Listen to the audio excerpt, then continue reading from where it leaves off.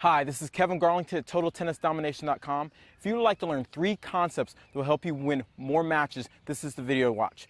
I've been out watching tennis matches for about a month now. I've been traveling on the junior circuit in my district, and I'll be doing it again nationally. And by watching probably, I don't know, maybe 50 to 100 matches over the course of the last month, I've seen some patterns that I want to share with you. So if you want to start dominating your opponents, figuring out some key strategies you can start using to win more matches, this is the video you need to watch.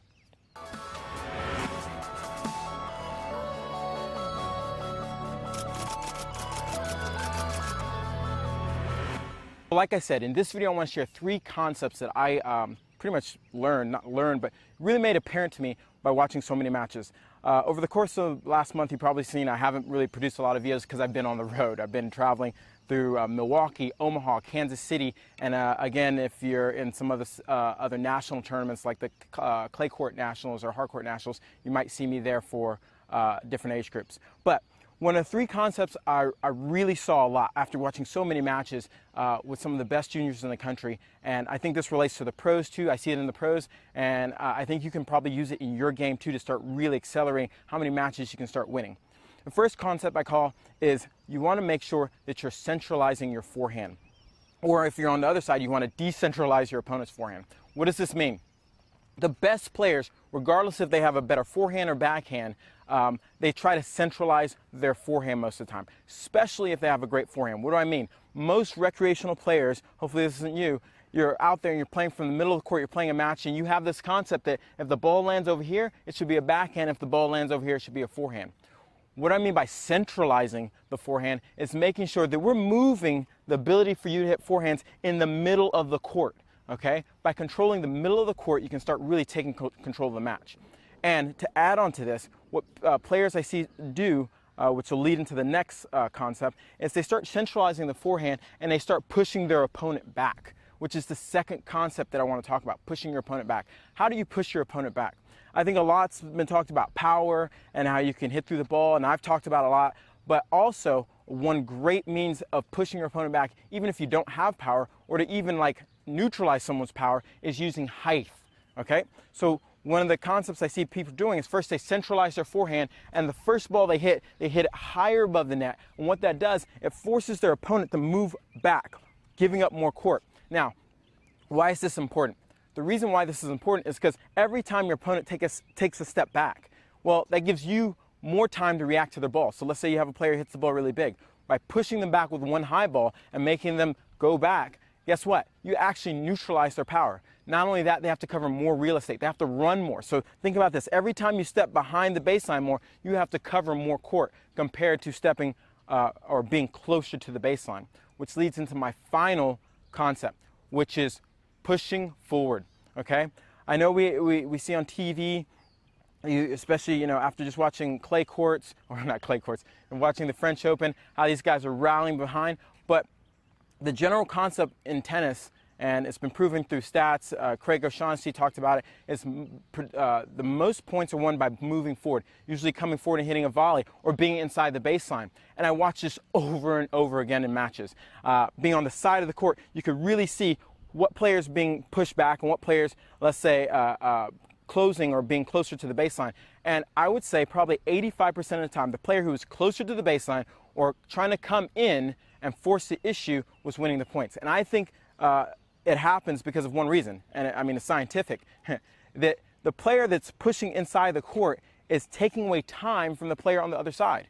What's the one shot? Let's think about this for a second. What's the one shot if you hit? It doesn't really matter what level. You could be playing a professional to someone that you play weekly. What's the one shot you can hit that really neutralizes whatever skill level, whatever speed they have? Or what I think of it is when I come up to net and I'm able to hit a volley, or I'm inside the baseline, basically I'm taking away time from my opponent. When I take away time from my opponent, they cannot react, okay? Time kills. I've talked about this in other videos before, but it's so important how you learn to take away time, whether that be letting the ball when it's short, moving up to it and taking the ball early, whether it be taking an approach and moving forward and hitting a volley so your opponent doesn't have time.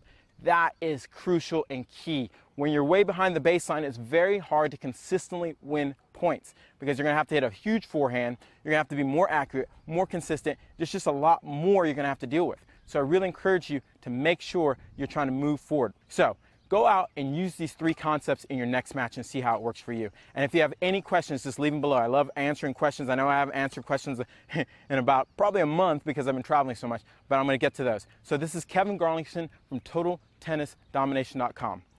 All right, guys, so welcome back. Kevin, that was a really, really good video, as always. Always like watching your videos. I'm a big fan of your videos. I watch a lot of your videos. And so what I got out of that is when I was taking lessons as a kid, you know, the court was always kind of cut in half for me to where, you know, forehands on one side, backhands on the other side. And if you're watching the sport today, it's literally now becoming, you know, where you can hit 75 to 80% forehands, only 20 to 30% backhands, which I like, by the way, because I like my forehand way better than my backhand. And so what do you think about that? Is that true? Is that kind of what you're teaching the kids as well? Yeah, I think it's totally true. I mean, again, I say the tennis game or today's game is a forehand dominated game. You know, kind of, what's his name? Craig, I think it's O'Shaughnessy. I was looking at some of his stats, and he stated that like in the Grand Slams, what is it, 67, I think, % of all points won are on the forehand side. You know, so it's being backed up. The other thing is that when you put your forehand in that position, you can just do more with it. You know, usually you can create more racket speed with your forehand. You're gonna have more reach with your forehand.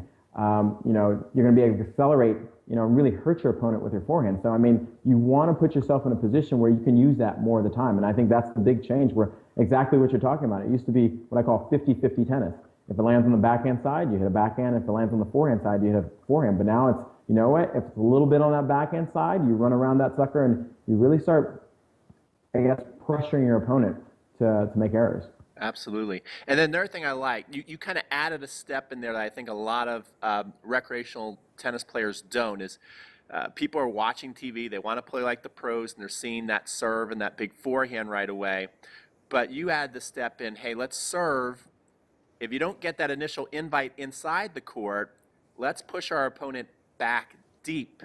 Yeah. And then when you can do that effectively, then you're naturally going to start to get more short balls to where you can deliver that knockout punch. And I think that's important, is to, you know, don't force it. If someone hits a nice deep return, your job is then kind of like put it right back on them, right? Yeah, no, I think to talk to that so much, or it's so important to understand positioning on the court. And I think so many times we talk about hitting certain shots, like hitting a bigger forehand, but we don't necessarily connect the positioning we want to have when we hit a bigger forehand. And when you can push your opponent back deeper, you neutralize what they have, because the further they are in the court, their ball speed is going to slow down because they have to travel a longer distance. Not only that, that when you push your opponent behind the court, they have to cover more court. And that's what it's about. I mean, if you can make your opponent cover more court than you can, you're going to wear them down. Maybe you don't win that 1 point, but you set up this kind of like mindset for them. Is like they have to work so hard, and they start pressing, they start doing extra things, and that's when you start forcing your opponent to really make mistakes. And I think that's one key that I think players don't realize enough. You want to force people to make mistakes, and it's not necessarily I'm going for a winner. You know, I have this saying that, you know, I don't want to hit a lot of great shots to win points. I want to hit a collection or combos of good shots. Because we get in the habit, we see the pros, we see the highlights, and we think, oh, we have to hit this amazing forehand or this amazing shot, when really you just got to play the positioning, push your opponent in put your opponent in a spot that forces them to try to come up with something big, and follow the percentages. I mean, if you do that and you can push your opponent back, you're going to win a lot of points, and you're going to be surprised. I think everybody's surprised how much and how many points you can win when you just push your opponent back and you force them to do more. Absolutely. Very cool. Well, Kevin, today I understand you have a couple of freemiums, which is a fancy word for you're going to give people free, cool stuff. So tell us about what that is. Well, I got 2 things. First of all, you know, we talk about forehand so much and we talk about the strategy, but we got to talk about having solid technique. You know, if you don't have the technique to execute the strategy, well, then you're not going to be able to execute the strategy effective enough to really make a difference. You're going to have the right mindset and maybe game plan, but you can't execute. So what I have for you is what I call the ultimate tennis lesson. I'm going to go over what I think are the really important parts of the technical part of hitting your forehand. Not only that, giving you what an idea of what's, you know, about your follow through, about your take back, about even the mindset of hitting the balls. You know, so many players think, I want to go out and hit a forehand big. Well, we got to be consistent. You know, or they just have a different mindset about what's important. And I want to make sure you have the right idea about what's important when you're trying to hit a forehand with your technique and what to do. The second thing is, just like we've been talking about, we gave you 3 tips on the video about things you can do to really start controlling the court. Well, I want to give you a couple more tips, and it's my forehand court control cheat sheet. It's a reminder of the things that, you can print it out, take it out with you on the court, and it's a little reminder about what are the things you're going to focus on to really make sure you can control the court and really hurt your opponent. Because if you can do this more often, you're going to start winning more points, more games, more matches, and that's what we're here for. You want to go out, compete hard, have fun, but you also want to feel like you're making some progress and you're winning more matches. And I'm pretty sure most of my subscribers, if not your subscribers too, they watch our channels because they want to get better. And that's what I want for you. So those are the 2 bonuses or freebies that I think could really make a difference in your game.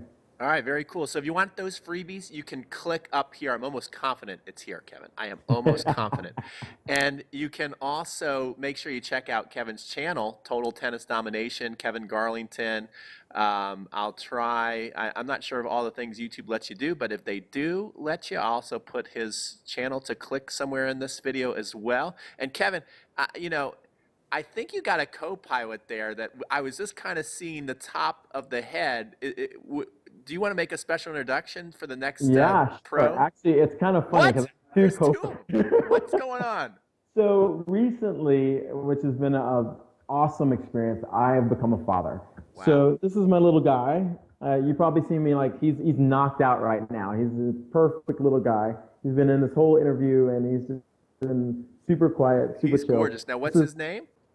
Lakin Gray Garlington. So this is my first little guy, and it's an awesome experience to become a parent. And also, you probably saw my dog who just popped in the video. I think he's kind of fighting for the attention these days, isn't he? Yeah, I know. So it's a full household right now with everybody. But no, it's awesome. So still come out with videos.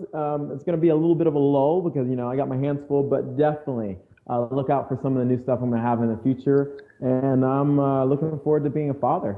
Maybe you'll see him on the court one day. Very, very cool. So there you go, guys. You heard that. Kevin's busy, so this is like a rare appearance by him. So you gotta take advantage of it while you can. So click up there, check out his channel, and we'll see you guys on future videos.